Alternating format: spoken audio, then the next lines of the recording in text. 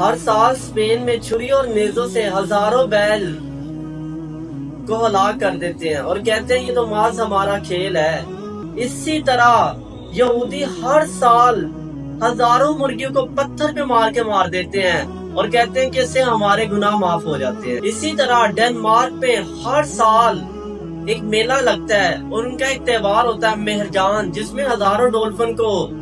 وہ قتل کر دیتے ہیں، یہاں تک کہ سمندر اور جھیل اور دریا کا رنگ سرخ ہو جاتا ہے، کہتے ہیں ہمارا تہوار ہے۔ اسی طرح عیسائی ہر سال بہارت سے جو پرندے کوچ کر کے جاتے ہیں اور یہ برصغیر کے علاقے سے پرندے کوچ کر کے جاتے ہیں تو ان کو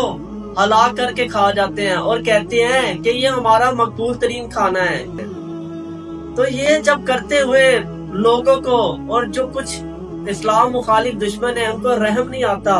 اور جب ہر سال ہمارا تہوار آتا ہے قربانی کے نام پہ، عید الاضحیٰ کے نام پہ، تو بڑے بڑے منافق لوگ فلسفے دینے آ جاتے ہیں کہ یہی گائے ذبح کرنے کی بجائے، جانور ذبح کرنے کی بجائے یہی آپ کسی غریب کو دے دیتے ہیں، یہی کسی غریب کے گھر کا بھلا کر دیتے ہیں۔ میری بات سنو، ہمیشہ جو اسلام مخالف قوتیں اور دشمنیں ہیں ان کو اسلام کے ہر عمل سے تکلیف ہوتی ہے۔ ہاں، اسلام کا کوئی بھی عمل ایسا نہیں ہے، اسلام کے ہر عمل کے پیچھے کوئی نہ کوئی راز ہے۔ کیا اللہ ان چیزوں کو نہیں جانتا تھا؟ حالانکہ مسلمان اتنی احتیاط برتتا ہے جانوروں کو ذبح کرتے ہوئے کہ ایک جانور کے سامنے دوسرا جانور ذبح نہیں کرتا، اور ایک جانور کے سامنے چھری کو تیز نہیں کرتا، اور ایک بہترین صاف شفاف طریقے سے وہ گوشت پورے کے پورے غربا میں تقسیم کر دیا جاتا ہے۔ لیکن کچھ سیکولر ٹائپ لوگ اٹھتے ہیں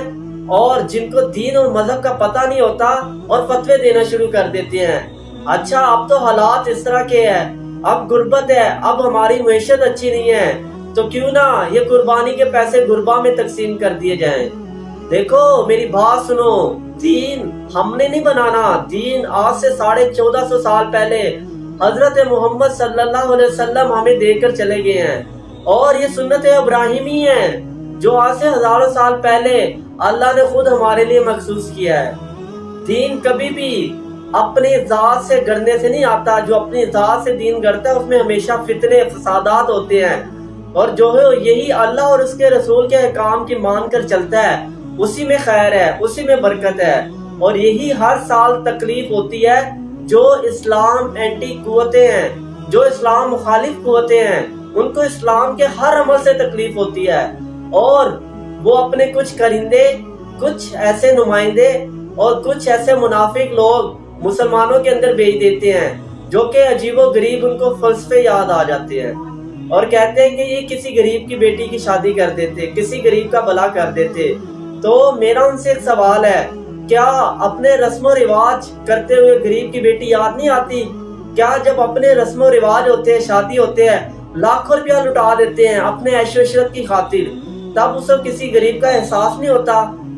میرا تو ایک تجزیہ ہے اور میرا بار بار کا مشاہدہ وہ یہی مشاہدہ ہے کہ جو قربانی کرتا ہے اللہ نے اس کو اتنی استطاعت دی ہے اور وہ سخی دل کا مالک ہوتا ہے، وہی ضرور مساکین میں بھی تقسیم کرتا ہوگا، وہ صدقہ خیرات بھی ضرور نکالتا ہوگا جو قربانی کرتا ہے ہر سال، اور جو ایک نہیں، دو نہیں، تین نہیں، چار چار، پانچ پانچ قربانیاں کرتے ہیں۔ اللہ نے ان کے دل کو بھی سخی بنایا ہے، اللہ نے ان کو سخاوت بھی عطا کی ہے، اور میرا یہی بار بار کا تجزیہ۔ اور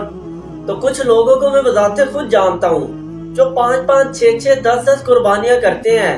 لیکن وہ غربا میں بھی اس سے زیادہ تقسیم کرتے ہیں، ان کو غریبوں کا بھی احساس ہے۔ تو خدارا نکلے اس کام سے، نکلے اس سوچ سے، نکلے اس گھٹیا سوچ سے کہ قربانی کے دنوں میں ہمیں یہ سوچیں یاد آ جاتی ہے کہ قربانی کی جگہ یہ کسی غریب کو دے دیتے، قربانی کی جگہ یہ کر دیتے۔ ہمیشہ